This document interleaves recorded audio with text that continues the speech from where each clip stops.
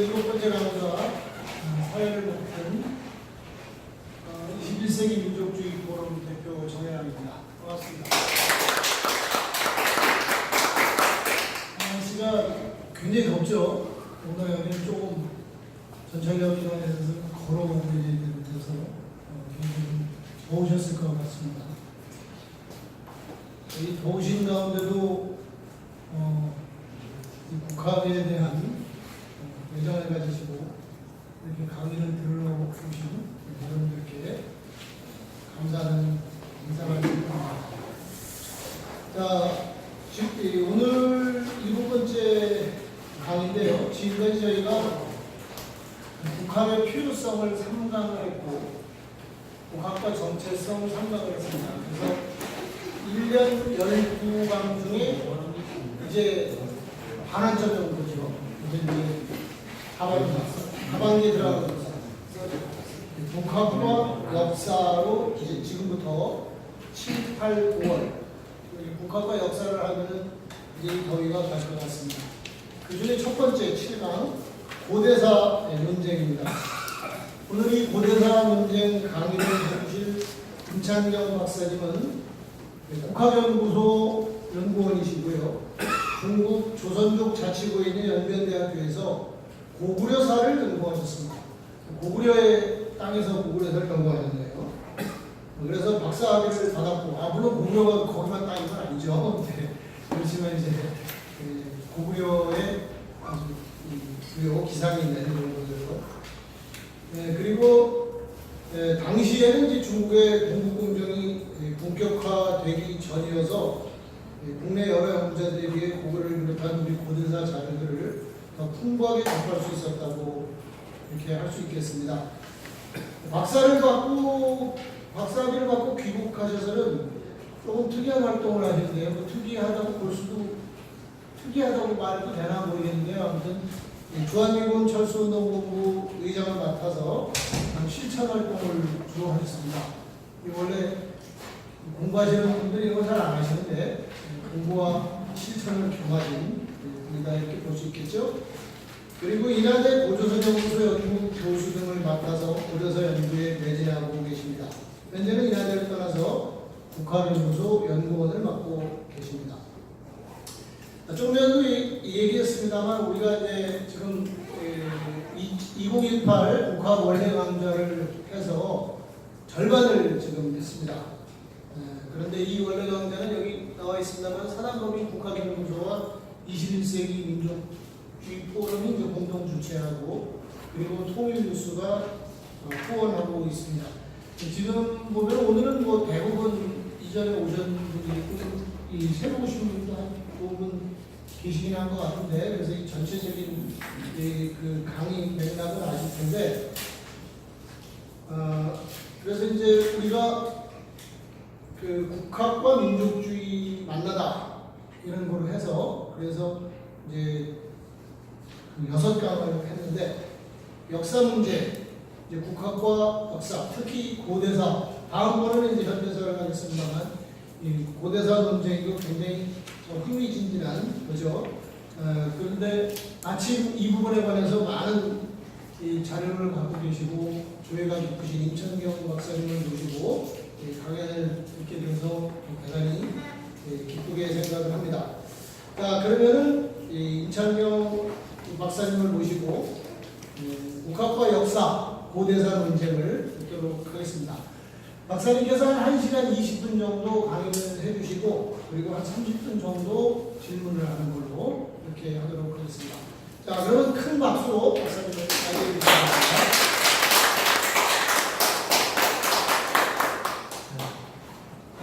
안녕하십니까. 장정입니다. 이렇게 바쁘신 가운데도 또 말씀드리고 폭염인데요. 이런 가운데서도 많이 참석해 주셔서 감사드립니다. 오늘 제가 말씀드릴 내용은 우리 사회의 고대사 논쟁입니다. 그런데 고대사 논쟁이 뭐 어떤 식의 그 내용을 가지고 고대사 논쟁을 한다 그런 내용보다는 과연 고대사 논쟁이 우리 사회의 고대사 논쟁이 어떤 의미가 있나 하는 점을 가지고 말씀드리겠습니다. 제가 자료집을 만들었는데요. 자료집을 만들다가 이제 자료를 좀 이제 비용을 절감하기 위해서 인쇄비를 좀 아끼기 위해서 딱 글을 써놓은 4장이 맞췄어요. 그런데 뒤에 결론이 나왔는데 결론을 한 문장을 2줄 써 넣으면 또 인쇄가 한 장 더 들어간다. 그래가지고 결론은 써놓지 못하고 여기 써놨습니다. 결론은 이렇게 써놨습니다. 그래서 결론부터 말씀드리면 우리 한국 사회의 고대산 논쟁은 굉장히 중요하다는 거고요. 그런데 이 고대산 논쟁은 단순히 고대산 논쟁에 그치지 않는다. 이번에 우리가 한번 말씀을 같이 나누면서 확인하실 내용입니다. 우리 사회의 고대산 논쟁은 굉장히 중요하다. 우리 한국 사회에 살고 있는 누구나 꼭 참여해야 되는 논쟁이다. 왜 그러냐 하면 결론에 이렇게 나와 있습니다. 우리 사회의 올바른 고대산 논쟁을 통해 과거사 청산, 역사적 적폐 청산과 사회체제 변혁을 이루는 것은 다수 시민의 몫입니다. 사회의 그 어떤 것을 변화시키는 일은 다수 시민의 참여로만 가능하기 때문입니다. 그것이 누구나 고대사 논쟁에 참여할 이유입니다. 오늘 시간에는 고대사 논쟁을 과연 어떻게 올바르게 전개해야 되는가 그런 내용들을 중심으로 한번 살펴보겠습니다.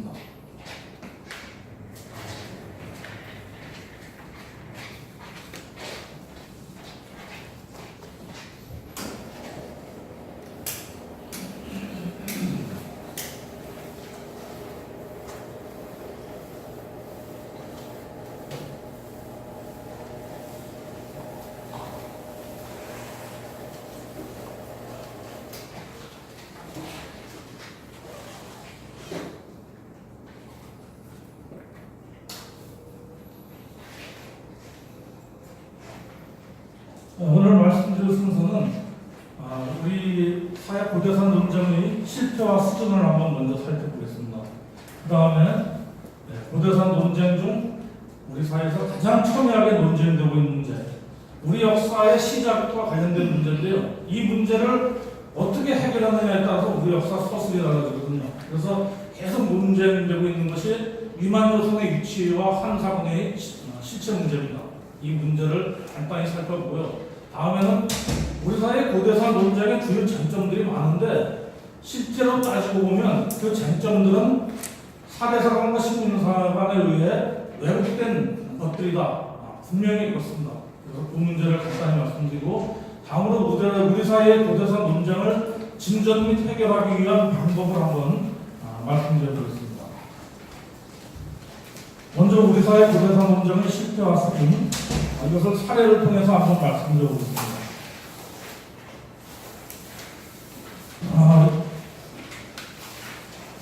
2017년 6월 19일에 한겨레 21에 한겨레 21 김윤영 편집장이 국뽕삼강연대라는 제목의 글을 올립니다.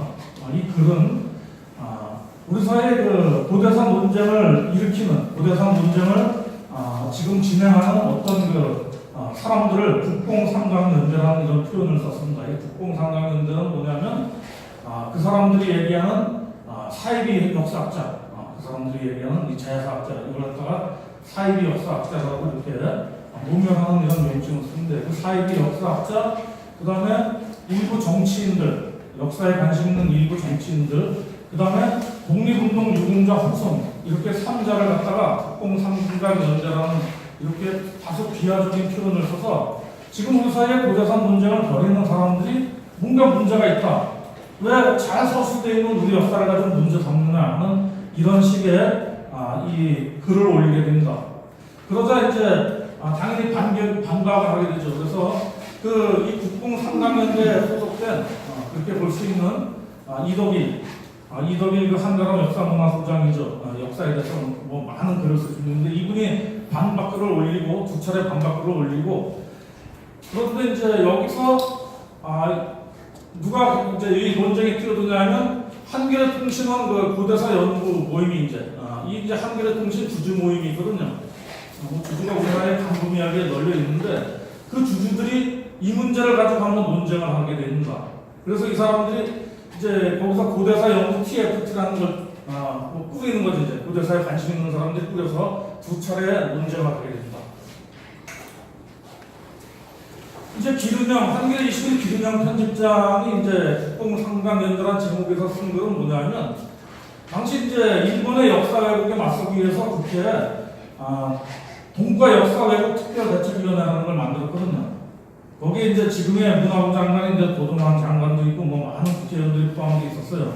그래서 이분들이 이제 뭐 여러 가지 이제 동북아 역사 왜곡과 관련된 이런 국회에서의 정책적인 일을 진행하는데, 이제 이 사람들이 거기에 한 주제로다 고대사 논쟁을 좀 벌였습니다.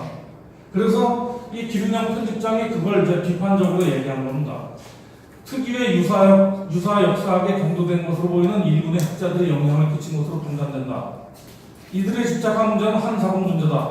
그런데 기륜형 편집장이 보기에는 이 뭐 유물로도 다 발견되고 해가지고 2000여 개의 낙랑부분이 확인되고 이랬으니까 이거는 뭐 이미 다 한국의 고대사 학자들이 지금 평양 인근으로 낙랑의 위치를 이미 기정한 거다. 그런데 일본의 학자들이 보기에는 이게 식민사학에 잔재로 비쳤다는 거죠. 그래서 이 기륜형 편집장은 뭐라고 얘기하냐면, 정치인과 유사역사학의 결합에 결정적으로 힘을 보탠 것은 독립운동가 후손입니다. 여기 이제 독립운동가 후손이라는 건 이제 이종찬, 그분이 이제 그 이시영, 이혜영 이 집안이죠. 그래서 그분하고 또 이제 여기 오실 텐데, 오셨다는 얘기 들었는데, 저 김종인 박사라고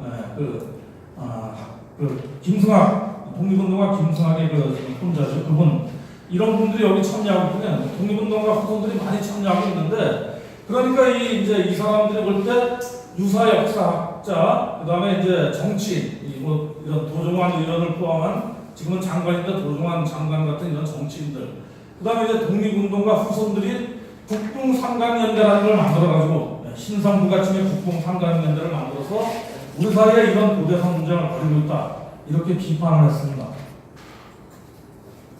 그런데 이제 여기에 한겨레 통신, 한겨레 주주통신원, 한겨레 주주들이 참여하게 됩니다. 이 주주들이 이제 나름대로의 전문성을 지닌 독자들이 모여서 고대사 연구 TFT를 꾸려가지고 장장 5개월 동안 연구해서 이 고대사 논쟁을 벌이게 됩니다. 그런데 이 이제 TFT는, 고대사 연구 TFT는 어떤 문제를 중심으로 얘기를 하게 되냐면, 고조선 영토 문제, 고조선 영토 문제, 즉 고조선이 한반도 내에 있었는지, 한반도 반 만주 어느 지역에 있었는지 하는 그것이 가장 중요한 쟁점이다, 이렇게 보고, 그것을 중심으로 낙랑군과 관련된 이런 얘기들과 함께 논쟁을 진행하게 됩니다. 그런데 이제 뭐 이 고대사 TFT가, 주주통신원 고대사 TFT가 5개월 동안 중지해서 이 논쟁의 자료를 준비하고서 논쟁을 벌였는데, 결론을 이렇게 내리게 됩니다. 결론은 고조선 연구가 가지고 있는 이러한 문제를 해결하기 위해서는 일본인들에 의해 정리된 자료들을 전면적으로 다시 고정할 필요가 있으며, 뭐 이런 얘기를 쭉 합니다. 그 다음에 결론은 뭐냐면, 더 살펴봐야 할 과제이다. 이제는 정치적 주장보다 역사의 본질로 돌아가려는 자세로 과학적이고 합리적인 접근과 노력이 절실한 때이다, 이렇게 결론을 내리게 됩니다. 어떻게 생각하십니까? 이 결론에 대해서 어떻게 생각합니까? 지금 여태까지도 뭐 과학적이고 합리적인 접근 노력을 많이 한 문제입니다. 그런데 이런 식으로 결론을 내리고 말아요. 그런데 사실은 이제 국뽕이나 유사역사학이라는 이런 용어들이 매우 저질적인 용어거든요. 실제로 이 유사역사학이란 어떤 거냐면, 이게 이제 영어를 번역한 건데, 번역하면 대충 그냥 뭐 사이비 역사학, 좀 이제 역사에 대해서 전문성이 없는 이런 입장에서 역사에 대해서 굉장히 뭐 심도 있는 이런 얘기들을 진행하는 이런 이런 역사, 그런 것을 일컫는 용어인데, 이걸 유사역사학이라고 번역해야 됩니다. 그런데 유사역사학이라는 이런 번역은 우리 역사를 하는 사람들에 있어서는 아주 치명적인 용어입니다. 왜냐하면 이 유사라는 이 말 자체가 굉장히 모멸적인, 경멸적인 표현을 담고 있거든요. 예를 들면 이런 겁니다. 일본이 1910년도에 우리 한반도를 강점하고 나서 여기를 이제 영구 지배하기 위해서 뭐 식민사학도 만들고 여러 가지를 하는데, 그때 그 1909년부터 대종교라는 단군 중심의 어떤 민족운동, 독립운동을 진행하는 이런 사람들이 아주 거대 결집체가 있었어요. 그래서 대종교는 단순히 종교적인 것뿐만 아니라 독립운동을 대종교라는 여기에 모여서 단군을 중심으로 우리 민족을 중심으로 독립운동을 벌여나가는 이런 집단인데 이 일제가 보니까 이 대종교 이거 큰 문제입니다. 그래서 대종교를 탄압하기 위해서 종교법을 만들어요. 종교법을 만들었는데 거기에 어떻게 했냐면 일본의 신교, 기독교, 불교, 유교 이런 거는 종교로 인정하고 나머지 대종교, 천도교, 민족종교라고 분류되는 이런 것은 유사종교라는 이런 명칭을 붙입니다. 유사종교. 이건 종교가 아닌 유사종교예요. 그래서 이걸 탄압하거든요. 그래서 이 대종교가 만주로 건너와서 만주에서 거점을 갖고 독립운동을 하게 됩니다. 이 유사 역사라는 표현을 쓴다는 것은 굉장히 저질적인 용어예요, 우리 사회에서는. 그런데 이런 표현을 써가지고 또 국공 삼강연대 이런 신조를 만들어내면서 이 논쟁을 했지만 결국은 이런 결론을 내린다는 거죠. 그래서 이 사례를 통해서 제가 말씀드린 것은 대충 우리 사회의 고대사 논쟁이 이런 수준에 머물러 있다는 겁니다. 우리 사회의 고대사 논쟁이라는 것들이 이런 수준에 머물러 있어요. 그렇기 때문에 그런 논쟁, 우리 사회의 고대사 논쟁은 쉽게 끝나지 않습니다. 우리 사회의 고대사 논쟁이 쉽게 끝나지 않는 것은 우리 사회의 고대사 논쟁의 수준에 문제가 있다. 이렇게 얘기할 수도 있습니다. 다음 우리 사회에서 고대사 논쟁의 중심적인 소재인 그 한사원 문제를 한번 살펴보겠습니다. 저도 고대사를 전공한 입장에서 한사원 문제에 대해서 몇 편의 논문을 썼습니다. 여기에 이병도 한사원 인식의 형성 과정에 대한 비판적 검토, 2014년 논문, 그 다음에 고려시대 한사원 인식의 검토, 그 다음에 그런 논문들에서 저는 유만조선의 위치 및 한사원 문제가 고대사 논쟁의 핵심적 사안임을 저도 인정하고 있습니다. 저도 한 20년간 30년 정도 됐나요? 저도 이 연구에 고대사 연구만 하다 보니까 저도 이제 유만조선이 서기전 108년에 한무제의 침략에 의해서 해체됐을 때 한사군이 어디에 있었는가?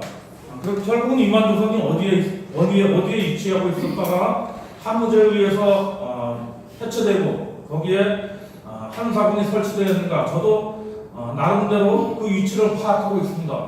또는 저는 문헌과 현지 답사 자료로 그 위치에 대해서 설득력 있는 근거도 제시할 수 있습니다. 그런데 한국의 이제 이 고대사 논쟁에서 지금의 큰 주도권을 잡고 있는 이 세력들 이제 이병도 등 소위 식민사학자들, 계통의 사학자들인데 이 사람들의 저는 이제 연구를 통해서 이 사람들이 유만조선 및 한사군의 위치를 규정했는데 그들의 위치 규정이 어떤 결정을 가지고 있는지도 저는 알고 있습니다. 그런데 정작 학술적으로 따져보면 놀라운 점은 여기 있습니다. 사실 이병도 등의 한사군 주장은 전혀 학술적이지 못하다는 겁니다. 그걸 한번 살펴보겠습니다. 그 점을 살펴보겠습니다. 이병도 등과 이제 남남군은 이제 평양 일대에 있었다 이렇게 얘기하고 현토군은 이제 지금의 그 압록강 건너편에 그 환인이라는 도시가 있는데 고구려의 초기 수도라고 얘기했던 옛날에 얘기되던 지역입니다. 그 뒤에 이제 그 위쪽에 거기에 이제 이 현토군이 있었다고 얘기한 겁니다. 그런데 이렇게 이 이병도 전에 그 현토군이 압록강 건너 그 지역에 있었다 이렇게 얘기한 것은 벌써 일본 학자들 그다음에 조선시대 일부 학자들을 위해서 그렇게 얘기되는 겁니다. 이병도가 그것을 꼭 먼저 이렇게 얘기된 건 아니죠. 그런데 이병도는 여기에 참 더 못한 겁니다. 먼저 그 조선시대나 일제 학자들도 이 현토군의 위치에 대해서 그런 어떤 자료가 없어요. 왜 이 얘기가 나오게 됐냐면 처음에 창해군의 위치, 창해군이라는 것을 역사 속의 창해군을 우리나라 동해안에 놓고 이러다 보니까 현토군을 이렇게 끌고 온 건데 이병도는 여기에 이런 주장을 하게 됩니다. 한사군 중 현토군이 현재 중국 환인에 있었다고 주장하는 근거는 현토란 발음과 환인의 옛 지명인 환도 또는 환도, 이 환도를 한자로 이렇게 쓰게 되는데요. 이 환도와 발음이 비슷하다는 거예요. 그렇기 때문에 거기로 확실히 볼 수 있다는 거예요. 근데 이런 거는 사실은 학술적이지 못한 태도죠. 그런데 이병도가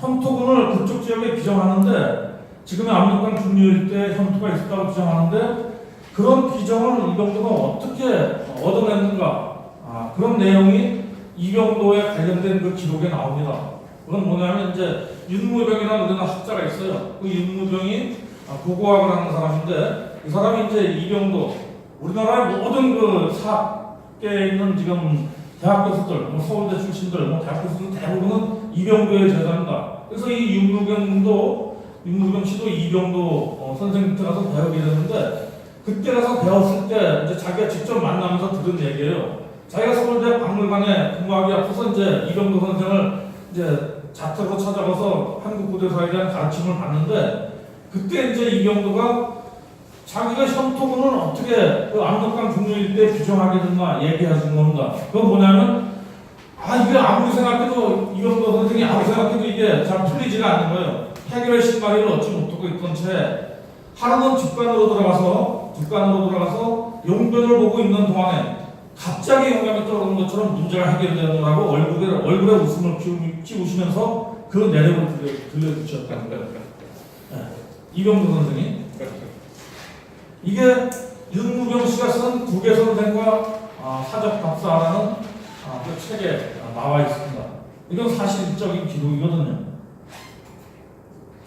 그래서 우리는 이제 이병도에 대해서 이병도 이런 견해에 대해서 우리가 참 의아하죠. 그것이 어떻게 그런 과정을 통해서 이병도가 그런 결론을 얻었는가 궁금한데 그런 것과는 무관하게 실제로 그런 걸 많이 따지지 않고 지금 이병도의 한사군에 대한 견해는 또 이거 한국사학계의 통설로 되어 있습니다.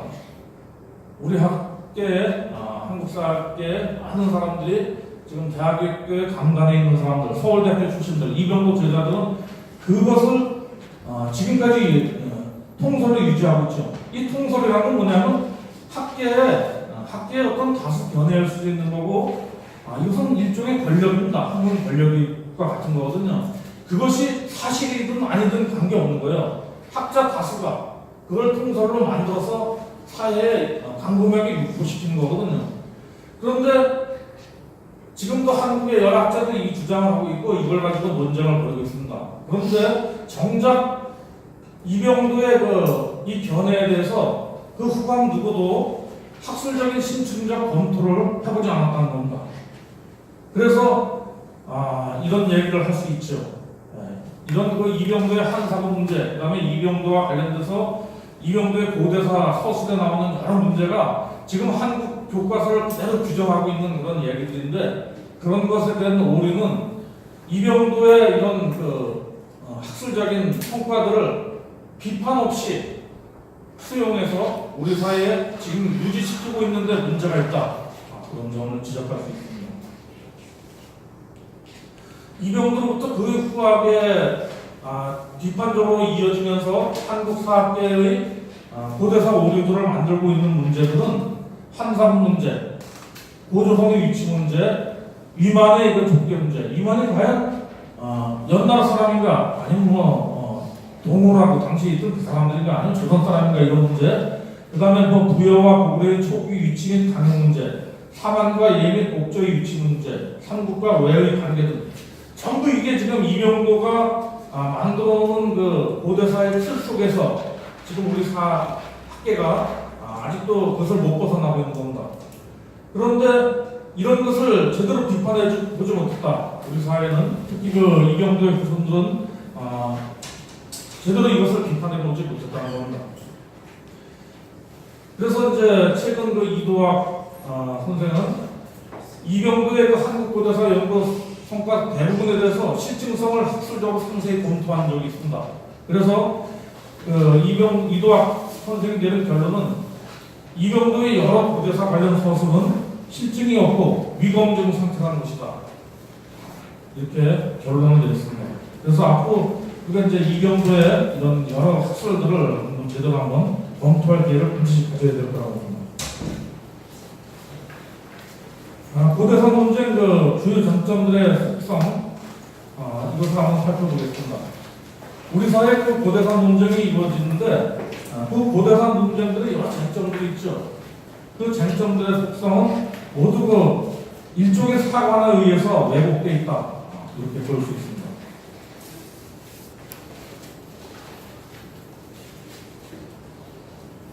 우리 사회의 그 고대산 논쟁의 쟁점들은 일종의 사관에 의해 왜곡된 것이다. 그래서 아래에서 그 한사공 중의 그 낭랑 문제, 이것이 과연 여러 시기를 거치면서 어떻게 왜곡됐는지 그 왜곡된 실태를 한번 살펴보겠습니다. 주로는 그 조선시대와 일제강점기를 통해서 어떻게 왜곡되고 있는가를 살펴보겠습니다. 한사본 중에 그 낭랑 문제는 처음에 현재의 평양이 고대의 기자조선이나 위만조선이 있던 지역이며 또 서기전 108년에 한무제가 이곳을 정벌하여 한사본 중에 낭랑군을 설치했다는 식의 역사 왜곡에 의해 발생하는 게 됩니다. 이제 조선시대 예를 들면 이런 조선시대의 그 지배계급, 조선시대 지배계급들은 그 4대 사관에 의해 이런 낭랑 관련 역사 왜곡을 스스로 조작하게 됩니다. 왜냐하면 이제 조선시대는 그 역사 소설의 정통론이라는 게 있는데 역사의 그 정통을 어디다 두는 건 하는 문제입니다. 그래서 그 우리 역사의 정통, 그 시원과 관련된 문제인데 그것을 우리 조선시대는 대부분 그 기자에 두게 됩니다. 기자. 중국에서 온 기자의 정통을 두게 됩니다. 여러분 잘 아시지만 그 정약용을 예를 들면 정약용 안전국의 동사강목이 있습니다. 그 동사강목 첫 부분이 뭐냐면 바로 이제 이 고조선의 얘기인데 그 서술은 바로 이 기자 조선에서부터 시작합니다. 그러니까 조선시대엔 일정한 틀을 갖추는 거죠. 정통에 의한 조선시대의 그 역사관은 반드시 그 기자조선으로부터 시작해서 위만조선을 거쳐서 그 다음에 한무제가 이것을 정벌해서 거기다 낭랑군을 설치했다. 이런 식으로 서술이 되는 거거든요. 그것이 조선시대 역사 서술의 기본적인 관점이고 그것을 정통론에 따른 역사 서술이라고 할 수 있습니다. 그래서 이들은 그들이 정통으로 여기는 기자를 평양에 꼭 모셔야 되는 겁니다. 평양에 그것을 꼭 모셔놔야 돼요. 왜 그러냐면 조선은 기자가 다스리는 주의 수국으로서 문명화되었으며 이로써 중화에 대항하는 소중화로서의 조선을 부각시키려는 이런 의도가 있었던 겁니다. 그 평양에 기자를 꼭 모셔놔야지만 이것을 통해서 조선이 소중화로서 중화의 소중화로서 거기에 그 범주에 들어갈 수 있는 그것이 이 조선시대 학자들한테는 굉장히 중요했던 거죠. 조선시대 학자들에게 있어서는 사대주의가 곧 예의 기본이거든요. 이 사대주의를 갖추는 것이 예의 기본입니다. 그렇기 때문에 조선의 다수 지배계급에게 4대 사관은 조금 더 부정적인 것이 아니었다. 이렇게 볼 수 있습니다. 일제는 어떤가 하면 일제는 이제 조선 역사의 신빙성을 부각시키기 위해서 현재 평양의 낭랑을 반드시 위치시켜야 됐던 겁니다. 일제는 이제 한반도를 벌써 강점하기 전에 1800년대 말부터 이 조선에 대한 역사에 관심을 가지기 시작해서 역사책이 쓰여집니다. 하야시 다이스케 조선사가 1892년에 쓰여지거든요. 그 전에도 벌써 조선에 대한 역사 서술 구조를 잡아나갔는데 그들 역사 서술 구조는 뭐냐면 조선을 식민지로 만들기 위해서는 조선은 고대로부터 식민지였다. 식민성이 아주 짙은 나라라는 것을 부각시켜야 됐던 거거든요. 그 식민성을 가장 부각시키기 쉬운 소재가 뭐였었냐면 바로 이 평양의 그 고대 중국의 그 지배적인 이런 뭘 위치시키는 겁니다. 그러니까 기자조선, 위만조선, 그 다음에 위만조선 이후에 서기전 108년에 한무제가 거기에 있던 위만조선을 평양에 있던 위만조선을 멸망시키고 거기에 낭랑들을 만들었다. 그래서 결국은 기자로부터 이에 이르기까지 2000년 동안 모두 중국인이 통치한 셈이 된다. 이런 얘기를 통해서 조선 고대사의 원천적 식민성을 강조하게 됐고요. 이런 목적으로 이 낙랑의 문제를 지금의 현재 평양에다가 위치시키게 되는 이런 시도를 하게 됩니다.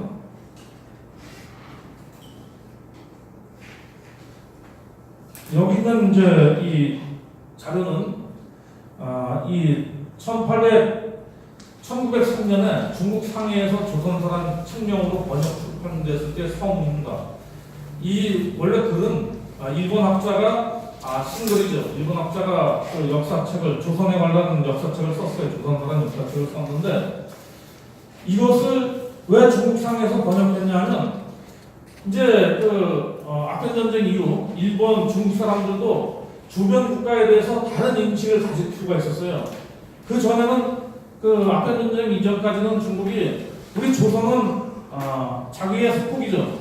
자기의 속국으로서만 인식하고 그렇게 크게 관심을 안 가졌는데 아편 전쟁 이후 자기네들이 이제 세계 열강에 당하고 이러면서 조선에 대해서도 다른 이해할 필요가 있었어요. 그래서 조선의 역사를 제대로 한번 이렇게 알아보려는 관심을 가지기 시작했는데 문제는 당시 우리 조선사를 체계적으로 정리한 역사서가 없는 거예요. 근대적 방법으로 역사를 서술한 역사 서적이 없었던 겁니다. 그래서 중국 사람들은 일본인의 책을 갖다가 한문으로 번역해서 조선의 역사를 이해하기 시작했거든요. 그게 바로 지금의 동북공정을 일으키는 원인이 될 수도 있는 겁니다. 그러니까 중국에서 우리 한국사를 이해하기 시작한 첫 어떤 서적들이, 교과서들이 일본인들이 쓴 책을 갖다가 한국의 역사를 이해하기 시작했다는 거죠. 근데 일본인들이 쓴 책들이라는 게 기가 막힙니다. 여기 보면 조선 반도국은 진화, 중국의 동쪽에 위치하고 있어서 존재하고 망함이 항상 동아시아의 강국과 아주 밀접하게 관계가 있다. 때문에 전국 3,000년 동안 항상 동아 열강에 속박을 받았다.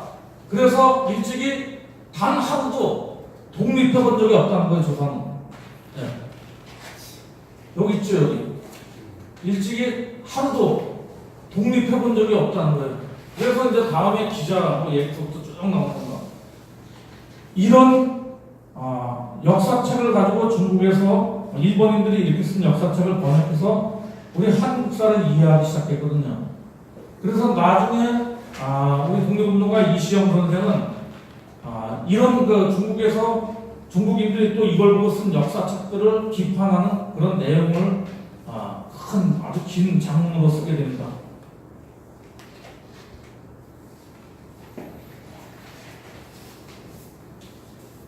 결국 이제 현재 평양에 한무제가 설치한 한사군 중에 낙랑군이 있었다는 이런 한사군 인식은 조선 시대를 거쳐서 일제 시기를 거치면서 더 강화된 것이다 이렇게 볼 수 있고요. 조선 시대에는 사대사관으로, 일제는 식민사관으로 한사군 중에 낙랑놀이를 강화한 것이다 이렇게 볼 수 있습니다. 그런데 문제는 21세기로 넘어선 이 시점에도 역시 조선시대의 사대사관과 일제의 식민사관으로 왜곡시킨 한사군 논리를 극복하지 못하고 그 논리를 가지고 우리 사회가 고대사 논쟁을 지속하고 있다는 겁니다. 아주 부끄러운 현실이죠. 사실은 따지고 보면. 조선시대, 일제시대를 거치면서 사대사관, 식민사관으로 왜곡된 걸 가지고 우리가 그걸 극복하고 새로운 역사 서술을 통해서 우리가 발전적인 역사 서술이 계속 지속돼야 되는데 우리는 아직도 그 논쟁, 고대사 논쟁의 중점은 뭡니까? 한사관이 어디 있었느냐? 그 위치 논쟁 아주 치열하죠. 그거 가지고 우리 사회가 지금 고대사 논쟁의 핵심적인 주제를 가지고 그런 논쟁을 지금 하고 있다. 굉장히 부끄러운 일 아니겠습니까? 어떻게 지금까지는 뭐 얘기가 좀 이렇게 어떻게 괜찮게 진행됐습니까? 예. 네. 선생님 오랜만에 오셨습니다. 어떻게 지금까지 얘기가 좀 잘못된 부분이 있으면 아니 제가 어떻게? 누군지 다 아시죠? 예. 네. 우리 아주 고대사에 우리 좀 김병기 박사님 오셨네요. 저기. 김정희 박사님 오셨구나. 지금 김영 박사님 앞부분 못 들으셨는데 제가 서두에 어떤 얘기를 가지고 시작했냐면 그 한겨레 20일 기정면 편집장이 옛날에 쓴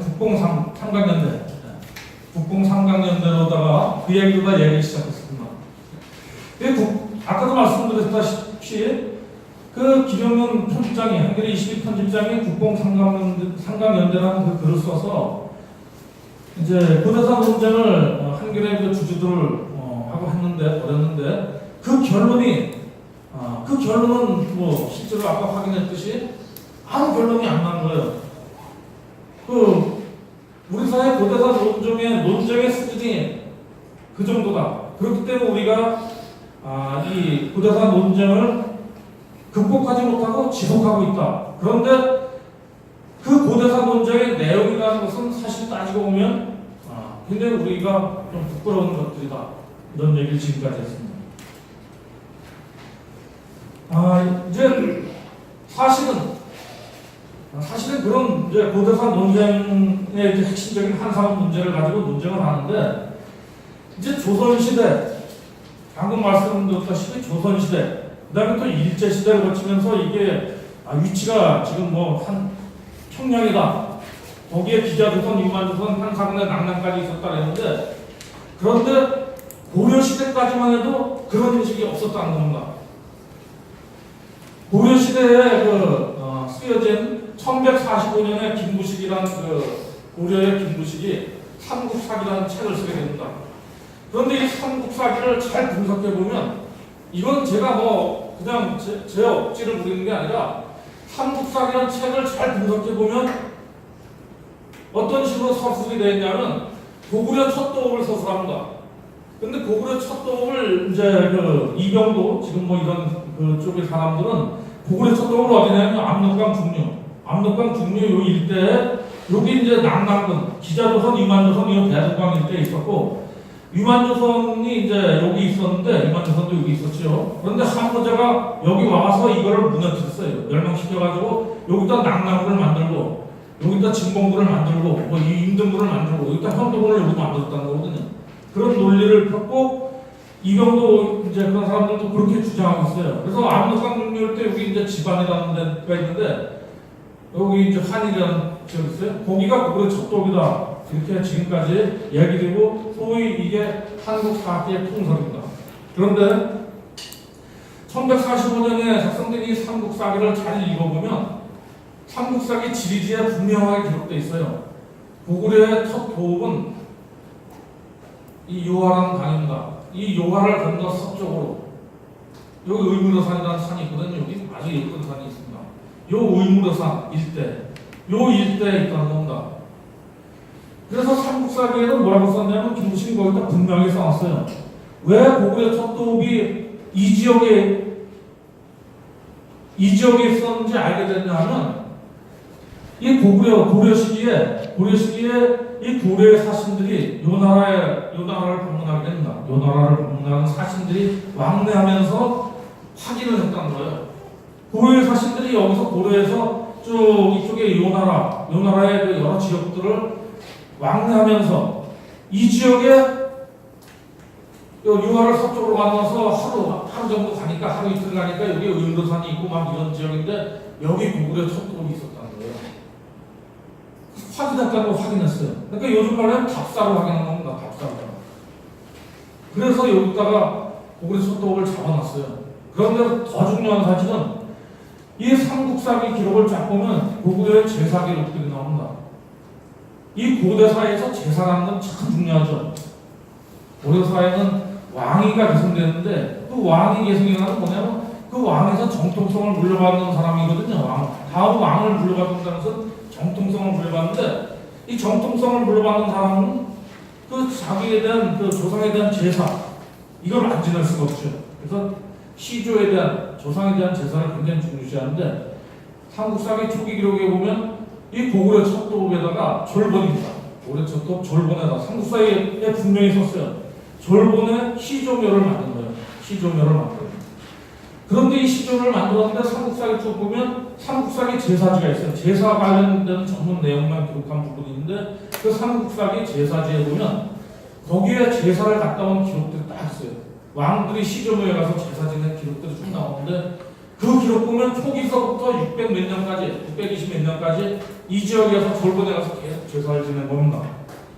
그리고 어떤 때는 이 졸본에 제사를 지내가서 한 달 동안 머물다 오기도 해요. 한 달, 두 달 머물다 오기도. 그건 뭐냐면 이렇게 해석할 수 있습니다.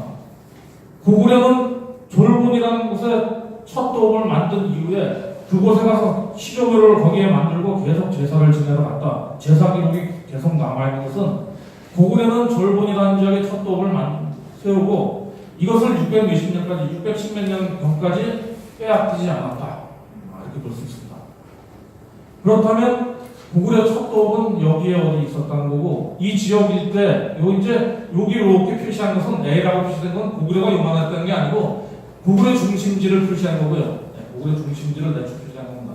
이 일대 고구려 첫 도읍이 있어서 고구려 중심지가 있었다는 거고 그래서 이 고구려 초기부터 서기전 얼마서부터 시작해가지고 네, 계속 여기에 고구려 첫 도읍이 있었고 이 지역을 우리가 장악하고 있었다. 강역으로 하고 있었다 이런 얘기입니다. 그리고 삼국사기의 기록을 보면 삼국사기의 낭랑에 대한 기록을 자 보잖아요. 낭랑의 기록은 낭랑이 두 개가 나와요. 낭랑국이라는 곳이 나오고 낭랑이 두 군데 나오는데 삼국사기에서 김구식이가 기록한 것은 서기전 108년 위만조선이 멸망되고 한사군이 세우는데 그 낭랑은 한반도에 없었던 걸로 나와 있습니다. 그래서 삼국사기에는 어떤 식으로 기록되어 있냐면 삼국사기에는 뒤에 강무자가 여기 후한에 강무자가 있거든요. 강무자가 바다를 건너와서 거기에 있던 고구려와의 전쟁을 거쳐서 그 지역을 점령하고 거기에 낭랑군을 세워서 비로소 살수 이남이 이쪽 지역, 이쪽 세력권에 속하게 됐다 이렇게 나오거든요. 그래서 그 사료를 해석하는 데는 좀 여러 가지 이제 논쟁이 있지만 결국 서기전 108년 이 한무제가 위만조선을 쳐가지고 위만조선을 해체시켜서 한사군 중에 낭랑군을 만든 지역은 이 대동강 일대가 아니다 하는 이런 관점은 이 삼국사기에 분명히 서술되어 있습니다. 그렇기 때문에 고구려 첫 도읍이 이 정도고 이 첫 도읍을 끝까지 600 몇 년까지 계속 유지했다면 여기에 서기전 108년에 위만조선이 여기 와서 있을 가능성은 없다. 여기가 있을 가능성은 없다. 그래서 여러 사료를 근거해서 위만조선의 위치를 대충 추정해 보면 이쪽 어디 있대? 남하, 조백화, 이거 국경이거든요. 여기 국경이고 천진인가 텐진이거든요. 이 바렌데, 요 일대 어딘가에 있지 않을까? 이것이 바로 고려 시대의 인식입니다. 고려 시대의 역사 인식이거든요. 그런데 조선 시대를 거치면서 일제 시대를 거치면서 이런 역사 왜곡이 이런 역사 사실이 왜곡돼서 대동강 일대 서기전 이게 한 1600 몇 년, 1400 몇 년부터 여기 기자조선이 여기 있었고 여기에 유한조선이 또 들어오고 여기에 한문자가 여기다 낭랑군을 세우는 이런 역사가 지속됐다 이렇게 보고 있고 일본 학자들은 이렇기 때문에 한 번은 여기 서기전 벌써 기자조선이라는 서기전 1600 년경, 1400년, 1500년경입니다. 그때부터 시작해서 여기 계속 이 조선이라는 나라는 하루도 독립해본 나라 적이 없다 이런 서술을 가능하게 만드는 겁니다. 얘기 이제 좀 이 문제에 대해서는 좀 의견이 다른 분이 좀 많으시겠죠. 이따 좀 토론을 했으면 좋겠습니다. 이 지도가 나왔으니까 우리 이제 국학연구소 8월 15일 날 답사를 가게 됩니다. 이번 답사 아주 노선을 좋은 답사를 잡았어요. 이번 8월 15일부터 우리 4박 5일간 이 국학연구소에서 매년 벌이는 국학 답사인데 금년 그 답사 일정은 어떻게 시작되냐면 여기 요동반도 끝에 여기 대련이죠. 대련이 여기 있거든요. 대련이 여기 있는데 이 요동반도가 이렇게 나와 있죠. 그 요동반도 끝에 노철산이라는 지명이 있습니다. 노철산. 노철산이라는 지명이 있고 여기 딱 끝이죠. 여기 요동반도 끝. 여기 가면 어떤 걸 볼 수 있냐면 있잖아요. 이게 발해거든요. 여기 지도에 나오는데 요만큼 이제 요 산동 같은 거 나와 있어요. 여기 연태라는 지명이 이렇게 나와 있죠. 네, 그렇게 생각해 주세요. 여기 있다고 생각해 주시고. 요 지점 가면 어떤 걸 볼 수 있냐면 있잖아요. 여기 발해고 여기 황해예요. 여기 딱 가서 서서 보면 바닷물이 쫙 달라집니다. 색깔이 달라요. 바닷물이. 양쪽에 바닷물이 색깔이 딱 눈에 딱 띕니다. 이쪽에는 약간 색깔이 좀 붉은색이 돌기도 하고 딱 이런 게 드러나고 이쪽에는 또 파란색이 딱 드러나는데 쫙 선이 나타납니다.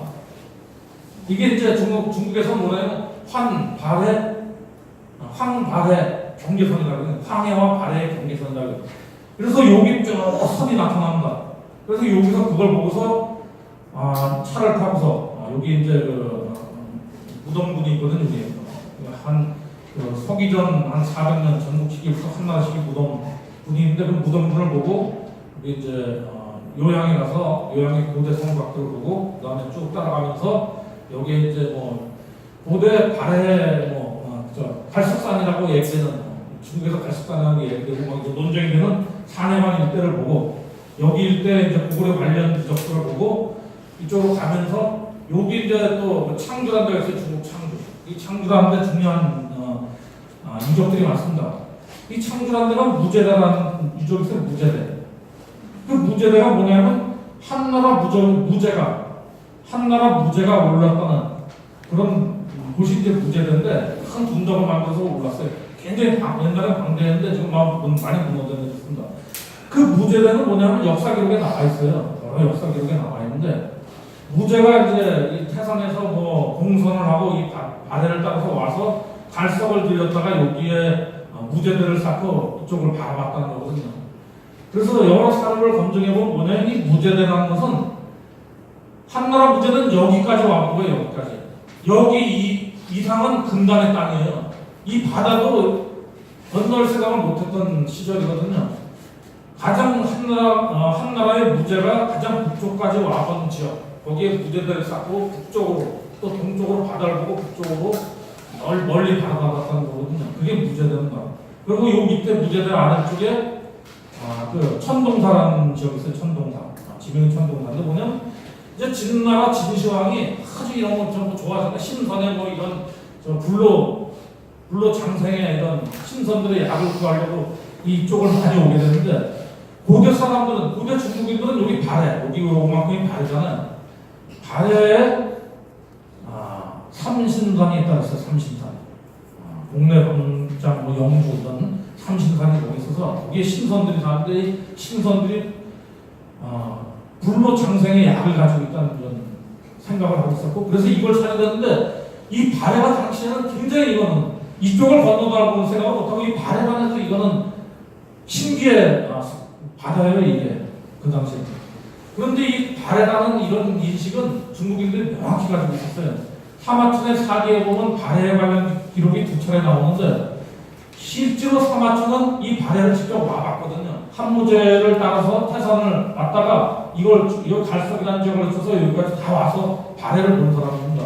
그런데 한무제가 와서 본 발해, 사마천이 와서 본 발해를 당시에 분명히 발해라고 인식하고 있었고 사마천 사기 조선열제는 뭐라고 썼냐면 이 서기전 109년에 한무제가 조선을 이제 공격하게 되죠.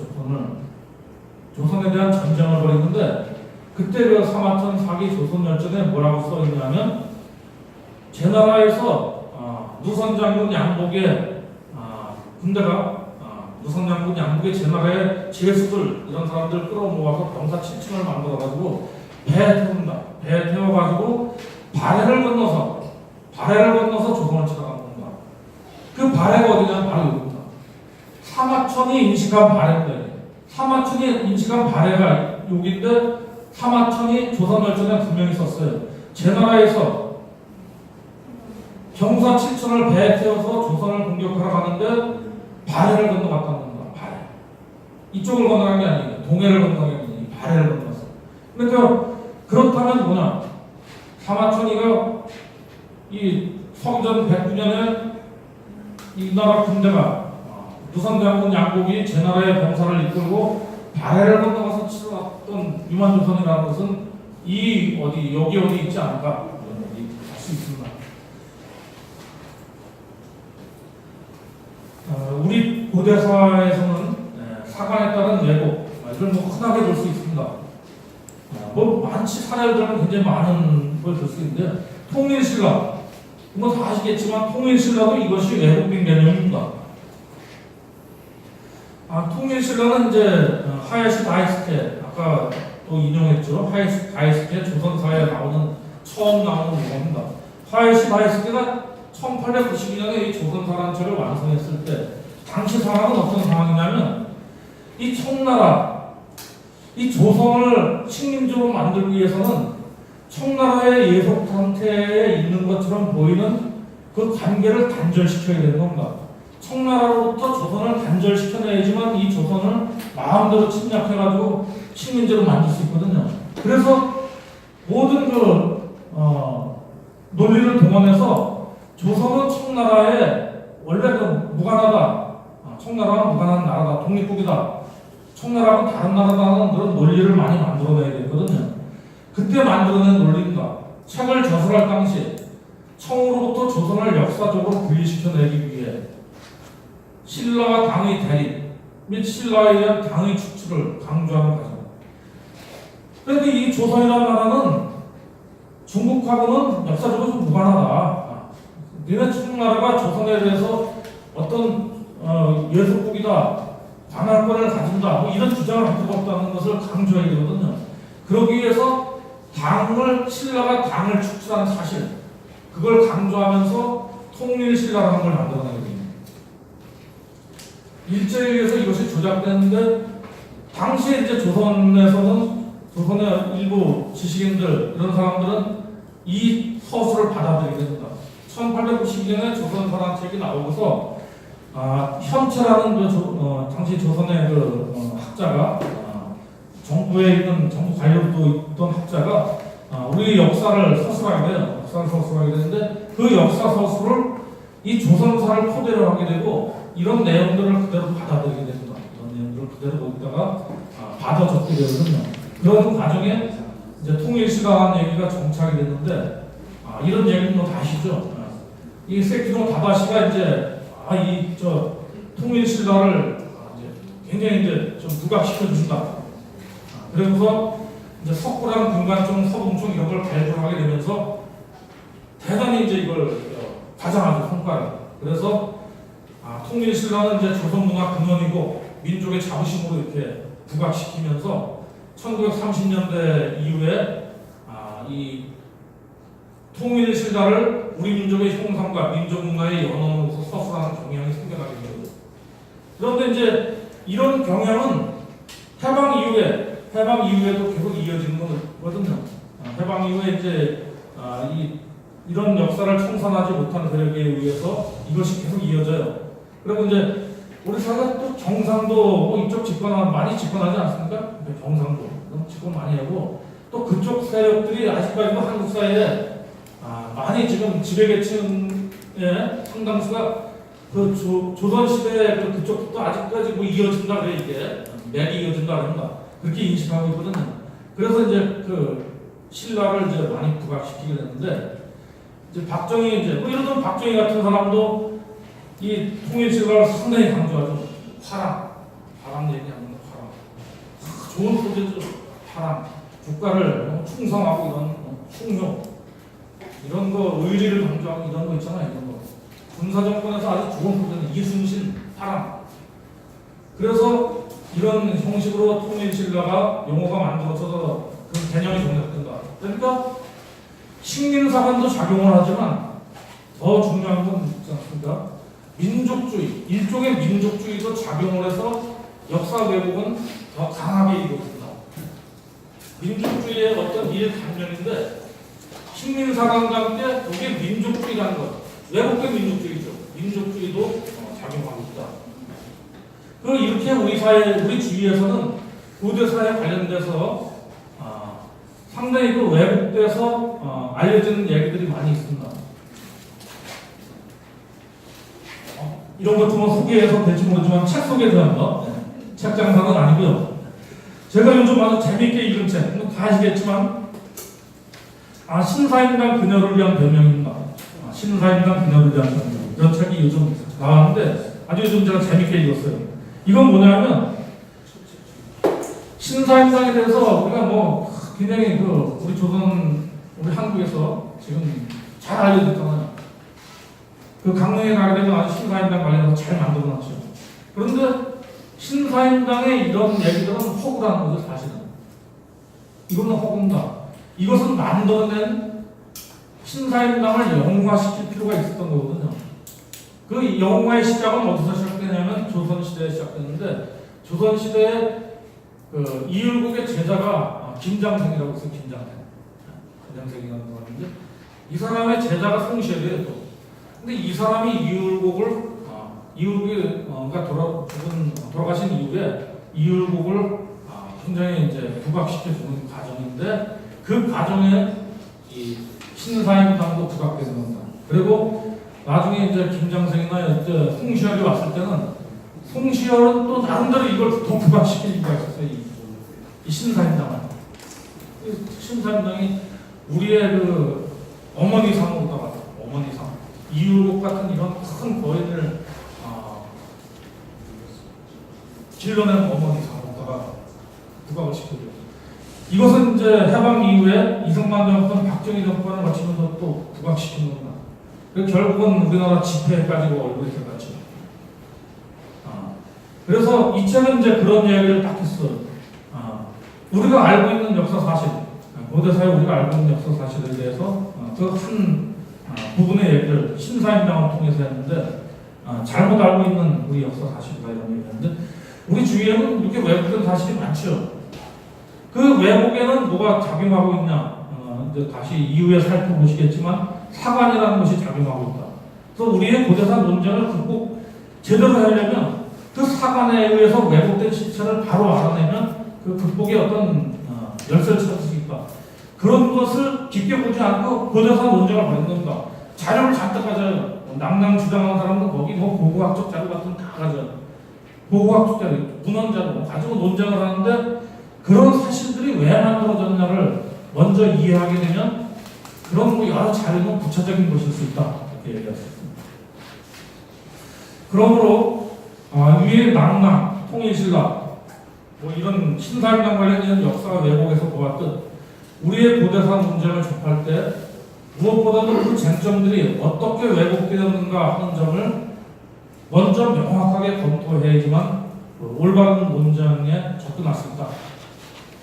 예, 어떻게 이 얘기는 맞습니까? 어떻게 최경수 선생님 어떻게 얘기가?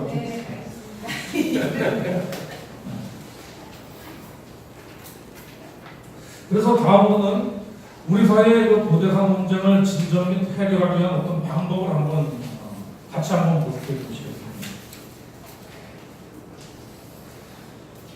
김영희 박사님, 이제 국공삼강연대 얘기가 나옵니다. 위에 이제 처음에 소개했지만 이 국공삼강연대 관련 고대사 논쟁을 보면 그 논쟁의 결론은 더 깊이 있게 살펴보아야 할 과제이다.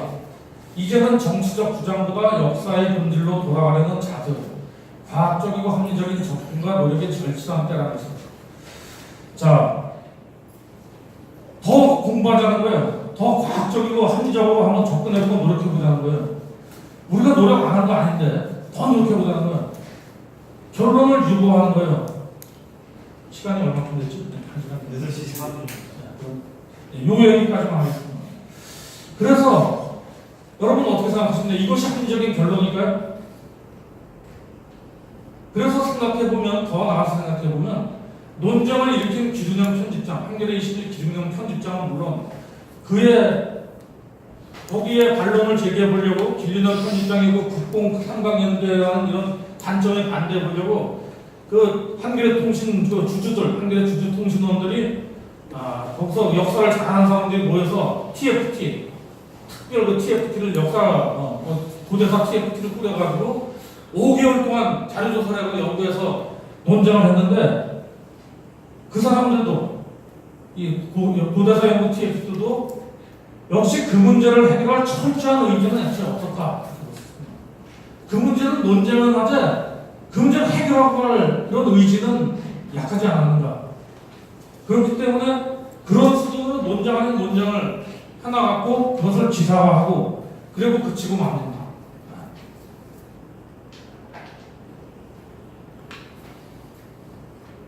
물론 조심스러운 얘기이긴 하지만 이 국공 삼강연대에 있는 또 이 김윤현 편집장이 아주 나쁜 이 저질적인 표현을 써서 비판한 그 국공 삼강연대에 있던 사람 여기 김병기 박사님도 거기 들어 있습니다. 거기 언급되어 있는 분이 저기 김병기 박사님이 앉아 계신데 이런 국공 삼강연대에 들어있다는 분들도 결국은 이 문제의 확실한 결론을 못 끝내고 하는데 이거 우리 사회에 이런 논쟁, 고대사 논쟁이 이거 참 이런 식으로 진행돼서 안 된다. 이런 반성을 하게 됩니다. 그래서 길편집장이 언급한 국공 삼강연대와 소위 주기사학계의 고대사 논쟁도 역시 양측 모두의 처절한 해결 의지가 없기 때문에 1970년대부터 지금까지 논쟁만을 지속해오고 있는 것은 아닐까 하는 반성도 한번 해보게 됩니다.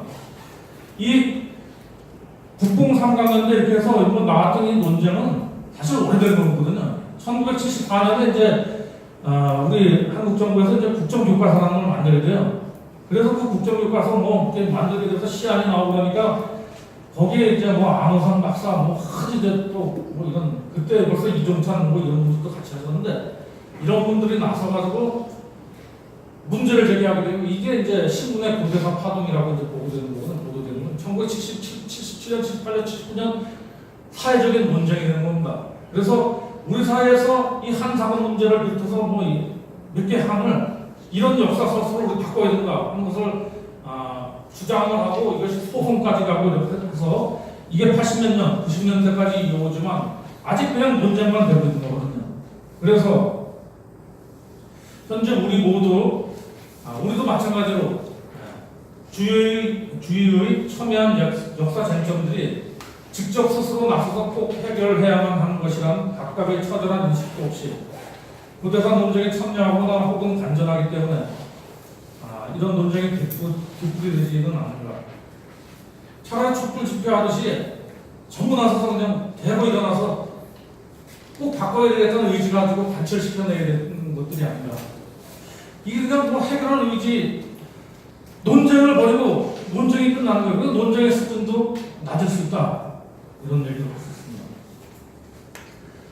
논쟁의 수준도 낮고 여기 이제 김병기 박사님, 이덕일 부장님 이런 분들에서 미사역 이런 다 구성해가지고 논쟁을 제안하잖아요. 논쟁을 제안하면 이경도 그쪽 사람들은 논쟁에 참여를 안 했고 안 나와있고 논쟁을 해서 논쟁을 제대로 해보자 안 참석을 안 하는 거. 그래서 이제 또 논쟁을 하게 되면 다른 방식으로 뒤에 또 젊은 사람들을 시켜서 소위 무서운 아이들이라고 또 글 써대는 애들 있거든요. 그런 애들 이제 그 역사를 조금 아는 애들을 동원해가지고 비판글을 써대고 비난글을 써대고 이런 작업들을 하는 거거든요. 그러니까 우사의 논쟁의 수준이 이게 잘 안 되는 거예요. 그래서 고대사 논쟁의 질을 높이는 문제를 한번 생각해 보겠습니다. 우리가 이제 역사 서술이라는 것은 이 사관과 밀접한 관계가 있다는 거거든요. 이 역사 사실이라는 것은 본래의 역사, 그대로부터 존재하는 본래의 사실들이 있죠. 신사임당은 신사임당 본래의 존재가 있어요. 근데 이걸 왜곡한 거죠. 어떤 것에 의해서 왜곡되냐면 이 사관이라는 게 있습니다. 역사가 또는 국가. 이 신사임당을 이렇게 부각시켜서 왜곡시키는 것은 송시열, 당시에 그런 유학자들인데 그 왜곡시킬 필요가 있었어요. 그것을. 자기네들이 이걸 부각시킬 필요가 있었고 그러면서 자기네들의 그게 어떤 입지와 관련된 문제거든요. 근데 이제 박정희 정권은 신사임당을 또 부각시킬 이유가 있었어요. 이 신사임당. 이 독재 정권은 뭔가 국민들의 관심을 이런 데로 돌려야 거예요. 민족적인 소재를 찾든가 아니면 이순신을 동원하든가 여러 가지를 동원하는 겁니다. 전두환 같은 이런 세력들은 이제 전두환 되자마자 만들었죠. 스포츠, 프로야구 만드는 이제 3S 정책으로 만든 거죠. 섹스 스포츠, 이런 걸로다가 강변가요제, 그때 대학가요제 막 만들었어요. 전두환 때. 그래서 관심을 이제 돌리는 이런 정책들인데, 섹스, 스포츠, 프로야구 만들어서 관심을 돌려버리겠는데 박정희 시대에 이런 거 많이 일어났죠. 그래서 우리 그때는 또 박정희 시기엔 꼭 저 수학여행 가면 경주를 꼭 가야 돼. 경주. 네, 경주 북산. 경주를 가야 돼. 왜 경주를 가야 되냐면 통일신라라는 것을 위대한 통일신라예요. 우리나라 통일시켜가지고 한 통일신라를 봐야 되고 또 박정희가 이제 이순신을 강조해요. 충무공 이순신. 그 화랑대. 육사 그쪽에 화랑대라고 그러잖아. 화랑대. 그다음에 화랑을 또 굉장히 강조하는 시기에는 수학여행하면 또 저 아산에 있는 현충사를 또 가야 돼요. 거기서 또 이순신 장군 보면서 눈물을 흘리면서 야 이순신 장군 이러면서도 싸워가지고 나를 시켰는데 그 정신을 잃어버렸잖아요. 다 충무공의 그 정신, 충성과 나라에 대한 충성과 그 살신성이 이런 걸 이어갔다는 거죠. 그런데 그 다 이제 어떤 시기에 그 역사관이 작용합니다. 그래서 본래 사실은 그 역사가 또는 국가의 사관에 의해서 역사로 서술돼서 우리가 볼 수 있는 거죠. 책으로 볼 수 있는 거죠. 그런데 이 사관은 반드시 그 일종의 목적을 가지고 있다는 겁니다. 그래서 조선시대부터 일제강점기를 거쳐 현재 이르기까지 서술된 우리 역사에는 반드시 그 시대의 지배 이데올로기가 담겨 있다고 볼 수 있습니다.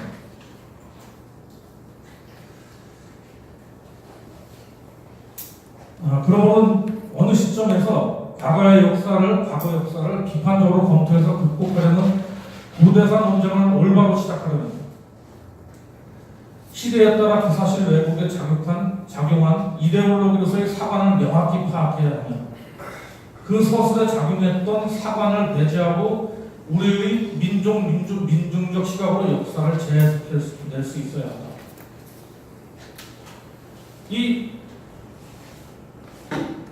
이런 잘못된 그 사관에 의해서 왜곡된 역사는 사실은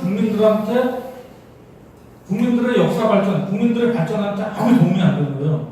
이거는 사실은. 왜? 그들은 일본이 그 식민사관으로 그 역사를 왜곡하면 식민지 지배를 유리하게 하기 위해서 그 역사를 서술하는 거거든요. 조선시대 4대 사관의 역사는 조선시대 지배계급의 지배를 유리하게 위해서 만들어진 거예요. 박정희 시대에 어떤 역사 왜곡이 이루어지면 박정희의 집권에 유리하도록 만드는 거예요. 마찬가지입니다. 지금의 감옥에 가 있는 우리 그 박근혜 양이 박근혜가 역사를 왜곡하려고 국정교과서를 막 밀어붙여요. 그냥 전략을 세워서 막 밀어붙였는데 국정교과서를 만든 거예요. 박근혜가. 왜?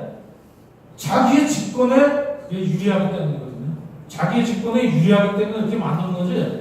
역사를 발전시키고 역사를 국민한테 알려서 국민들의 역사의식이 높아져서 우리 사회를 발전시키겠다는 게 아니고 그냥 군사작전 하듯이 그 국정교과서를 밀어붙이는 이유는 거기에 자기네들의 이데올로기를 담아서 그 이데올로기로서 자기네들의 집권을 유리하게 하기 위한 거예요. 잘 아시겠지만 노무현 얘기, 노무현이 그렇게 죽게 되는 과정 속에서 크게 작용한 건 노무현이가 역사 청산을 너무 강하게 주장했던 거예요. 그래서 그렇게 됐다는 얘기가 있습니다. 그 뒤에 다시 한번 간단히 언급하겠습니다. 그래서 이렇게 우리의 민중적 시각으로 역사를 재해석해야만 그 재해석된 역사가 비로소 우리들 개인이나 집단의 진정한 진보를 가져올 수 있는 겁니다. 그렇기 때문에 이런 역사는 이제 정말 우리 국학에서 제대로 연구해야 될 역사다. 어떻게 시간 좀 쉬었다 할까요? 어떻게 할까요? 지루하신가요? 아니요, 계속해요. 네, 그거요? 네. 그래서 이제 얼마 안 남았습니다. 항상은 좀 낭만 관련 논쟁의 바른 방향 모색을 위해서 그 문제 실체를 한번 이렇게 살펴보겠습니다. 이제 시기별로 조선시대 일제강점기 해방 이후 현재까지. 이제 관점은 조선시대 기자조선은 평양, 이만조선 평양, 한사군 낭만 평양. 일제강점기는 기자조선 평양, 이만조선 평양, 한사군 낭만 평양. 해방 이후 현재까지는 기자조선을 뺐습니다. 기자조선까지 넣으면 이건 정말 도저히 얘기 안 되는 거죠. 상식이 아니죠. 주나라 무왕이 그 지금의 서안 쪽에서 군대를 출발시켜가지고 지금의 저 안양에 있는 거기에 상나라의 도읍을 점령해가지고 주나라의 주왕을 죽이거든요. 우리나라 마지막 주왕을 죽이는데 그 이후에 이제 기자가 조선으로 건너왔다 그랬는데 그게 중국의 이제 화상도 단대 문명이에요. 서기전 1400년 될 거예요. 그때 기자가 그 많은 이런 인원을 데리고 조선 지금 남남 한반도의 대동강 일대까지 왔다. 이게 상식이 안 되는 거예요. 상식적으로 얘기 안 되는 거예요. 그래서 이제 기자 얘기를 빼게 됩니다. 그래서 유만조선 평양, 한성남양 평양, 해방이 현재까지 이렇게 돼 있어요. 이제 사관을 보면 조선시대는 4대 사관, 일제강점기는 식민사관이 이렇게 만들었고 해방이 현재까지 아직도 식민사관이 유지되고 있습니다. 이거 유지되고 있습니다. 목적은 뭐냐? 조선시대에는 사대주의를 유지하고 소중한 논리를 형성하기 위해서 이런 논리를 사대사관에 의해서 만들었다. 일제강점기에는 식민성을 강조하고 식민지 지배를 위해서 이런 논리를 만들어서 식민사관으로 이런 논리를 만들었다. 그 다음에 현재는 해방의 현재까지는 정권 유지, 그 다음에 통설, 학문 권력 유지입니다. 이 이병도라는 사람이 1945년 이후에 아주 이 사람이 기민한 사람이에요, 이 사람이. 그래가지고 이제 미군정 하에서 이제 그쪽에 우리나라 국사학계를 주도하는 위치를 찾게 되는데 서울대를 들어가고 이런 이제 전쟁을 거치면서 많은 또 직무적인 이런 역사학자들이 이제 사라지는 겁니다. 국어가고 어떻게 여러 가지 전쟁 과정이 사라지고 나서 결국 전후에는 1950년 전쟁이 끝나고는 이병도의 동무대가 된 건데 그때부터 이제 이 탕문 권력을 확실히 유지한 거예요. 이병도는 굉장히 정치적인 사람이에요. 박정희 군부 쿠데타가 일어났을 때, 박정희가 군사 쿠데타를 일으켰을 때 어떻게 했냐면 군사 쿠데타를 딱 이렇게 지금의 국회의사당 있잖아요. 국회의사당을 점령해가지고 국회보라는 신문이 있어요. 국회보. 지금도 계속 나온 국회보를 점령해서 그걸 이제 박정희 혁명 집단의 기관지처럼 사용하게 돼요. 그걸 이제 국회보를 이제 박정희 정권에서 이제 박정희가 쿠데타를 일으켜서 딱 국회를 점령하는데 그 국회보를 자기네가 발행해야 되는데 그 첫 호에 이병도의 글이 딱 실려요. 역사학자 이병도. 딱 글이 뭐냐면 혁명의 정당성을 얘기해주는 글. 이 혁명은 정당한 그런 글을 그렇게 이 사람이 정치적으로 기민하고 민첩하고 교화하는 사람이죠. 그래서 이 통설 권력을 학문적 권력을 잡게 되는데 해방이 현재까지는 식민사관이 그대로 지속되면서 친일파 이런 사람들 계속 물려받은 이것을 정권을 유지시켜야 돼. 이 정권을 계속 유지시켜야 되고 이 통설이라는 학문 권력도 유지시켜야 되는 거죠. 지배계급은 조선시대는 4대 유학집단, 일제강점기에는 일제, 친일 내국집단, 해방이 현재까지는 과거 기득권을 유지시켜야 하는 세력들. 실체가 복잡합니다. 이걸 다 유지시켜야 돼 지금. 우리 사회는 아직 이걸 다 유지시키고 있어요. 왜? 역사적 단절이 이루어지는 게 역사적 청산이 이루어지지 않았기 때문에 이걸 다 유지시켜야 되는 세력들이 여기서 지금 한국의 기득권 세력입니다. 그렇기 때문에 이 사람들은 이제 이 논리를 계속 주장하는 거죠. 우리 이제 반대로 우리 이걸 극복하려면 어떻게 되냐면 조선시대 극복할 수가 없었어요. 이때는. 이런 얘기는 죽음이거든요. 사문난적이죠. 바로 죽음이니까 사문난적입니다. 죽음이죠. 일제강점기에는 독립운동 사학이라는 게 있었죠. 독립운동가들이 저 김명기 박사님 이런 조상 선조들 있잖아요. 김승학 이런 분들 신채호 박은직 이시영 이해는 이런 독립운동가들이 다 역사를 서술하면서 역사가가 됐죠. 독립운동가들이 역사가가 돼서 그 사람들이 역사도 서술하고 그걸 알리고 그걸 통해서 독립운동의 동력을 얻어내려고 했거든요. 이 사람들이 이런 역사에 맞서 싸웠죠. 일제와 친일 매국 집단에 맞서 싸우는데 이 식민사관에 의한 전쟁도 동시에 하게 되고 이 식민성 강조, 이 식민 지배를 깨려고 하고 이런 논리를 깨려고 했던 거예요. 이게 다 연관되어 있어요. 결국. 현대는 어떠나 해방의 현재까지는 뭐냐면 과거사 청산을 원하는 세력들, 그다음에 우리 국가운동 세력들이 이걸 깨나가야 된다. 이걸 깨나가려고 맞서 싸워야 되는 거거든요. 그래서 어느 시기에도 우리 시대에 있어서 역사 청산 및 역사 바로 세우기는 근본적인 사회 체제 번역 운동이다. 단순한 게 아니고 근본적인 사회 체제 운동입니다. 우리 사회 번역 운동 근본적으로 이 사회 변화시키려면 우리 사회에 이런 역사 있잖아요. 기득권을 잡고 있는 지배계급의 역사 이걸 바꿔야 되거든요. 지배계급은 이 역사를 계속 생산해내려고 하거든요. 왜냐하면 지배계급의 이 지배를 계속 유지하기 위해서 그들의 역사, 지배계급의 역사를 계속 생산해내려고 해요. 반대로 우리 민주 세력들, 민중 세력은 저걸 깨야지만 우리 근본적 변혁이 일어날 수 있다.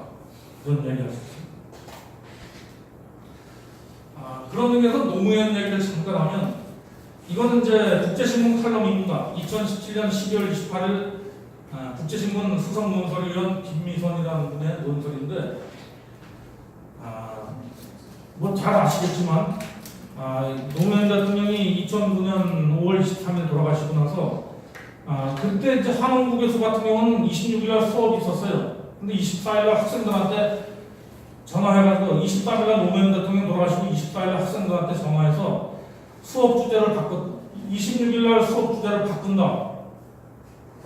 그렇게 얘기했던 겁니다. 그래서 수업 주제를 뭘로 바꿨냐면 노무현의 죽음 이런 주제로다가 노무현의 죽음, 미네르바의 부엉이 이런 주제로다가 수업을 했어요. 노무현의 죽음의 의미가 어떤 건가를 얘기하고 한국에서는 그 이후에도 뭐 학술대장에서 여러 번 얘기했어요. 그러나 노무현과 관련된 이런 얘기들은 사실 아직도 불편한 진실이죠. 그런데 노무현이가 대통령 됐을 때 많은 사람들이 몇 년 하다 보니까 많은 사람들이 노무현을 증오하고 막 노무현한테 분노하고 노무현을 공격하는 사람이 많아졌는데 노무현은 전방위적인 공격을 받게 되는데 왜 그랬냐면 노무현이가 다른 게 아니고 노무현이가 불편한 진실을 많이 들춰낸 거예요. 노무현이 정부에 들어서 우리가 이제 최근에 우리 역사 과거사 정리에 대한 이런 자료집이 아주 방대한 자료집이 나왔어요. 뭐 하야와 뭘 위한 그런 위원회에서 특별위원회에서 지난 그 성과들을 갖다가 정리한 책이 최근에 나왔습니다. 최근에 나왔는데 연구소가 나왔는데 이게 사실은 민주화가 된 다음에 그 성과로다가 역사 청산이 이루어진 거예요. 민주화가 되지 않으면 역사 청산이라는 얘기는 되지도 못합니다. 우리 사회에서 민주화가 되는 데부터 과거사 청산 얘기가 나옵니다. 주로 김대중 정부 때부터 역사 청산이 얘기되기 시작해서 친일파에 관련된 재산환수법도 만들고 친일파 창적조사, 친일 인명사전도 만들고 그다음에 여러 가지 이제 우리 뭐 6.25 전쟁 때 그 민간인 인생 여러 문제를 조사해서 하는 위원회를 많이 만들거든요. 노무현의 여러 정치적 행태 중에서 가장 우리 사회에 문제가 됐던 건 바로 그겁니다.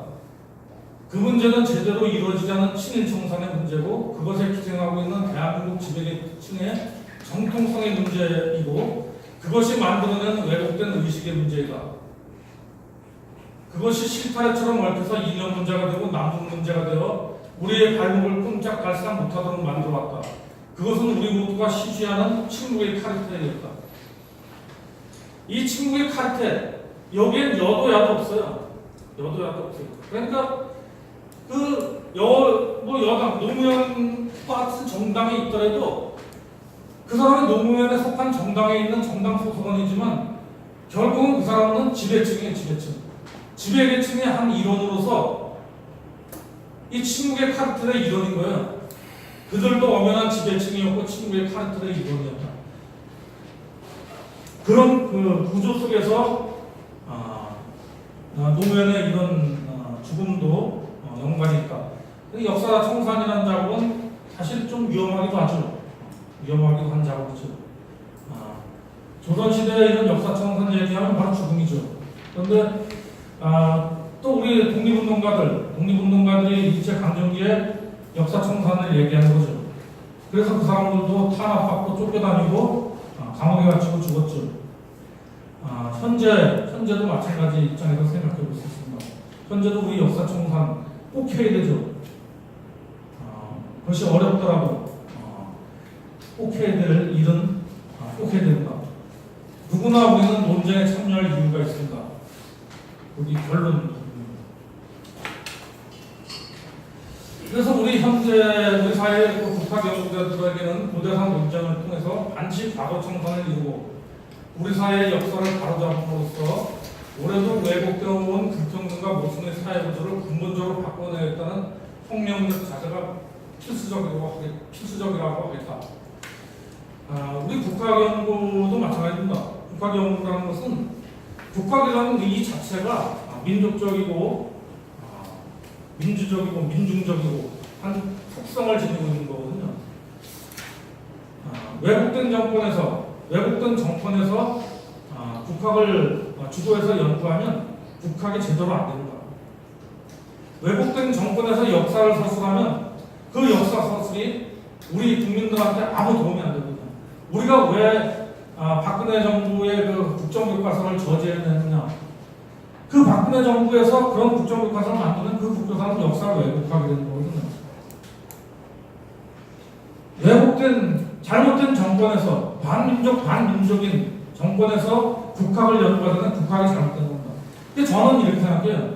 우리 국학연구소가 이번 토요일 21일 날 30주년 학술회를 하게 됩니다. 우리 국학연구소가 30년이 됐어요. 벌써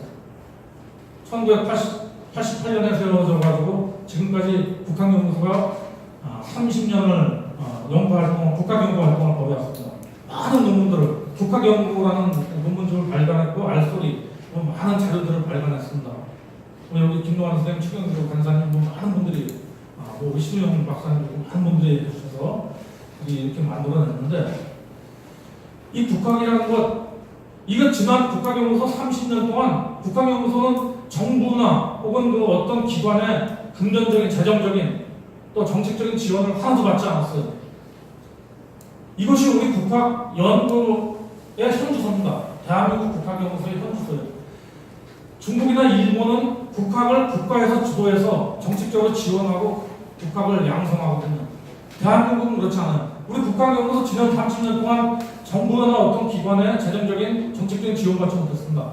그러나 지금 생각해보면 한국의 역대 정부들 이승만 정권, 윤보선, 그 다음에 박정희, 그 다음에 전두환, 노태우, 김영삼 정권까지 그런 정권들이 우리 국학에 대해 국학을 좀 배제시켜 왔거든요. 일부 배제시켜 왔어요. 국학이라는 것을. 그런데 그것은 너무도 잘한 일이다. 왜냐하면 이승만, 윤보선, 박정희, 전두환, 노태우, 김영삼 정권까지 그 정권들이 나서서 국학을 주도하려고 했고 국학을 자기네 마음대로 이끌어가려고 했으면 더 어려졌다. 국학은 더 어려졌다. 국학은 더 왜곡됐다는 거죠. 그들이 국학을 모르고 국학의 중요성을 모르고 국학을 배제시켜 왔는데 그것은 오히려 미래의 국학자들에게는 참 다행한 거죠. 그들이 박정희가 국학을 자기가 주도한다고 해서 왜곡시켜놨으면 참 심각한 문제. 그걸 극복하기 위해서 우리 그 논쟁을 또 숱하게 벌여야 되는 겁니다. 우리 지금 잘못된 고대산 논쟁 가지고 소모적인 논쟁들을 많이 벌이고 있는데 마찬가지거든요. 국학연구도 마찬가지입니다. 그래서 이번에 이제 내모레 우리 국학 연구소 30주년 학술 발표회가 있는데 그 자리에서 그런 얘기들이 될 겁니다. 우리 지난 시기 국학이 우리 국학연구소 30년간 어렵게 국학 연구로 벌여왔는데 너무도 잘한 일이다. 너무도 잘하는 새로운 일이다. 그렇게 우리가 지켜왔다는 거죠. 더 앞으로 지켜나갈 것이고 이제 문재인 정부에서는 달라지겠죠. 이제는 변화가 있을 겁니다. 왜냐하면 문재인 정부는 이제 촛불혁명이나 촛불시민혁명이나 이런 것에 의해서 집권됐기 때문에 그 소리를 들어야 되죠. 이럴 때 우리가 나서서 고대사 논쟁을 통해서 과거사 청산, 역사적 적폐 청산 이런 것을 얘기해줘야 되고 바꿔내야 된다. 직접 나서서 바꿔야 된다는 겁니다. 그래서 결론은 이겁니다. 아까 말씀드렸다시피 제가 이 자료를 만들면서 결론 부분을 못 써놨어요. 왜냐하면 종이를 아끼기 위해서. 나시다 보니까 맨 끝에 딱 4장 나왔는데 이거 문장 하나 딱 나왔어요. 이거 문장 하나를 딱 넣으니까 이게 5장을 인쇄해야 되는 거예요. 아깝잖아요. 그래서 이거는 여기다 적어놨습니다.